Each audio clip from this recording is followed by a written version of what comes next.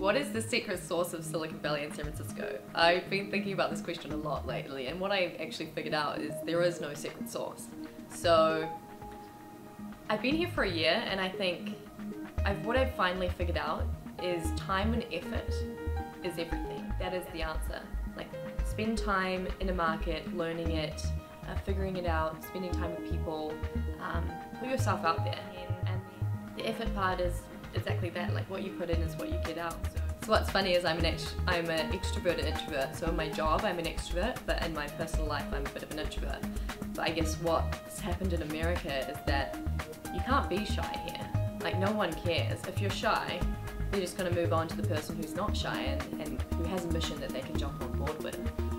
One of my favorite things to talk about with Kiwis is, what is your mission? Like, what is your purpose? It's so much easier to help people if you know what they need, right? And then if you give someone what they need, then you build a relationship and you've got this friendship that progresses because you're building things together, right? So you're creating experiences together that last.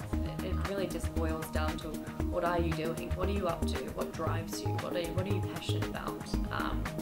What do you think about? I think there is an element of openness and inclusivity in San Francisco that's really amazing. You know, everyone is working on something. It's not surprising if someone has 5 projects on the go as well as a full-time job. So there are 5 things you can talk about automatically. People are so open here to just having a conversation. Like, hey, can I have coffee? They're like, cool, what do you want to talk about? Or if you're like, hey, can we have coffee? They'll be like, sure, you're building communities for a living, that's cool. Do you want to help me build this? Or I need some advice here.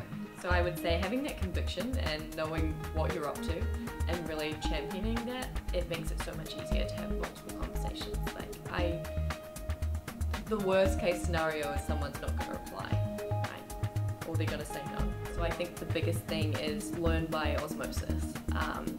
San Francisco is a melting pot of some of the best talent in the world. So you've got so many intellectuals, so many creatives. You've got this just dissection of brilliance. You know, everyone knows that whole mentality where you are the 5 people that you surround yourselves with. So I guess San Francisco, you've got multiple people who are all quite intelligent. So by nature of being here, you basically become smarter.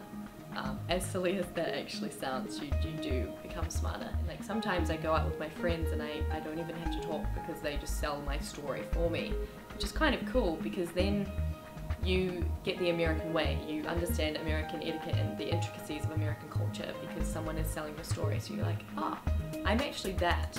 And as a Kiwi, you know, New Zealanders are quite humble and we don't put ourselves out there. We can be quite shy and kind of not very assertive in what we do and not very clear, like, regardless of how passionate we are. So time, effort, and the power of community, I say, is the secret sauce.